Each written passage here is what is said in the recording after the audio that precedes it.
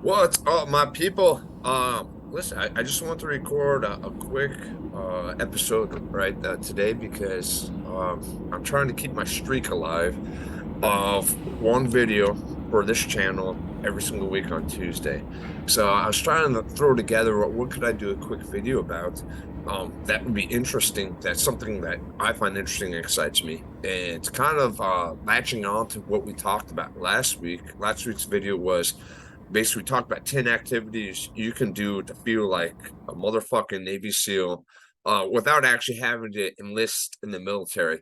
And one of those was cold water swimming. We talked about like Wim Hof, cold water training, all that. And so I wanted to talk about the two practical steps that I found allow you to acclimatize your body to getting used to really cold temperatures. Because at a certain point, you can turn the thermostat up on your body. Your body makes physical adaptations to make you able to deal with cold water and just cold temperatures in general. And so, as always, I'm trying to get these videos so I hook people from the beginning, and I'm having a lot of trouble doing that because usually what I want to do is tell a quick 5 to 10 minute story about why this is relevant and then get into the material. So I'm gonna work on that on the next video, not this video. But I want to give you the background, my experience with cold training, dealing with cold temperatures. Um, so when I was a teenager, I read the biography of I can't say it, Morihei Ueshiba, or O-Sensei. O-Sensei is the founder of Aikido, right? If you're familiar with the martial art Aikido, and whatever you may or may not think about the martial art Aikido, by all accounts, this guy, Morihei Ueshiba O-Sensei, was superhuman. If even half the stories about him are true. And you know, one of the stories, so when I read his biography, one of the things that intrigued me about him is he had a daily practice where he would go to the waterfall and meditate underneath the waterfall with freezing mountain water coming down on him. And he would do this no matter what the weather was outside. If um there was a blizzard outside, he would still go. Let me adjust this. He would still go and uh meditate underneath the freezing cold water with snow coming down around him. And when asked about it, how did he do that? All he said was that he focused on the internal heat. That there was a little flame in the middle of your chest that was always warm, and when he focused on that, by focusing on that, it warmed up the rest of his body. So I read this as a young teenager, and although I did not consider myself since to be superhuman or Maria Shiba or any of this, I did acknowledge the fact that he had done this and that it was possible for me to do it also. And I think somewhere in the back of my head too, I knew it. Okay, Navy SEALs do this. That they have all this cold war training, all this. So I wanted to try it out for myself. But I knew it was possible, right? So fast forward a couple of years, I'm in my senior year of high school in New York, right? New York, of course, has 4 seasons. In wintertime, it gets very cold. It will snow. It's the Northeast. So I was determined my senior year of high school that I was not going to wear anything other than shorts and a t-shirt the whole winter. And I did this. I went the whole winter with nothing but shorts. I'm sorry, shorts and a t-shirt, right? And it was really tough at first. And of course, everyone's telling you, "Oh, you shouldn't do it. You're gonna get sick." Blah blah blah. Let me tell you something. Everyone else is a pussy, so don't listen to them. Don't listen to people who are weaker than you. If you need inspiration, go listen to David Goggins because most people are going to tell you what you can't do. It's up to you to figure out what you can do. It's up to you to push the limit. Fuck those people. Don't let them pull you down. So, I was just determined. I was going to go through the whole winter, not using coat, not using pants, not wearing any warm clothing. So the hardest month was September, October, when it wasn't even that cold. And that was because my body hadn't responded yet to the cold weather.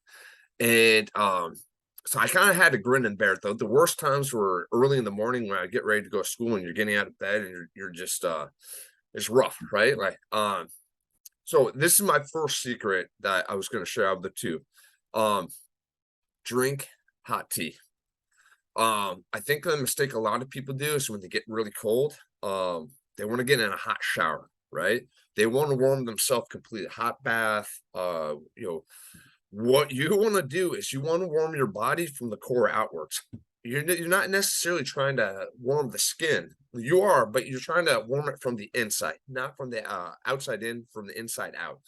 So drinking hot tea, it will really warm you up on the inside, and not only it gets the core warm, and basically it helps your body send a message to yourself that you need to pump up your metabolism, right? You need to turn up that thermostat, and it does it in a way also that's going to prevent you from getting any type of hypothermia or anything, because hypothermia is basically the lowering of your core temperature. So drinking that hot tea, and it can be any hot fluid, but I find hot tea works the best because you can get it warmer, right? That kind of helped me just get a metabolism up, get through those really rough moments, those rough mornings. um I'm going to tell you, your magic number is 3 months, right? It takes you 3 months to get used to any climate. I lived in Thailand before with no air conditioner. It took me approximately 3 months for my body to get used to living in a tropical environment without any air conditioning.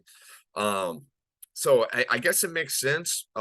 Typically, transitioning between summer and winter, the fall or spring, is 3 months. So I think our bodies are naturally adapted for a roughly 3 month period to adapt to new temperatures over a 3 month period. Um, and okay, so that's part one. Part two, um, and I hope this video is not all over the place and it's making some coherent sense. But if nothing else, I'm keeping my streak alive. But the second thing is sort of cold water swimming. Um, I've done this twice now, where I live places where it could get really cold. It start out summertime and it gets really cold, and I swam in cold ocean water every day. And cold water training is going to be your best way to get used to cold temperatures. Um, oh, and by the way, that winter in high school that I spent only shorts and t-shirt, by the time my body got used to the cold weather, I didn't get cold.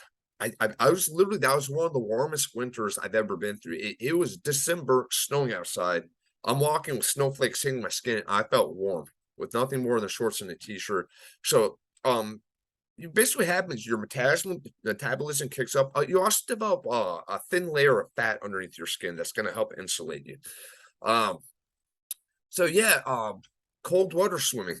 Um, so I feel like this one's not so much a secret as the first one, the tea. Neither one, they're more my tips, right?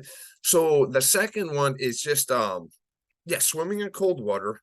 And just when I would get in, I would swim as fast as I could. I would do butterfly strokes and just butterfly, and I would just literally go until my body warmed up a little bit in the water.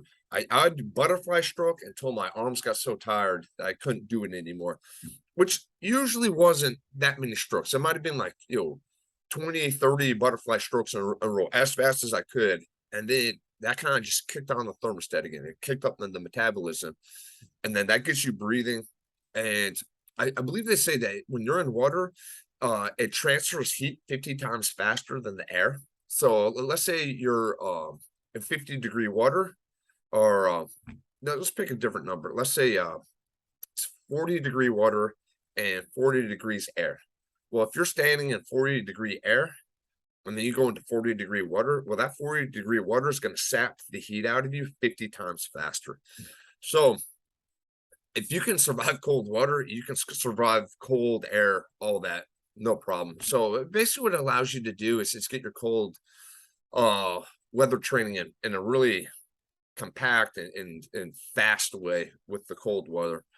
And yeah, once again, I was actually living in Greece the first time I did this, where I swam the ocean every day.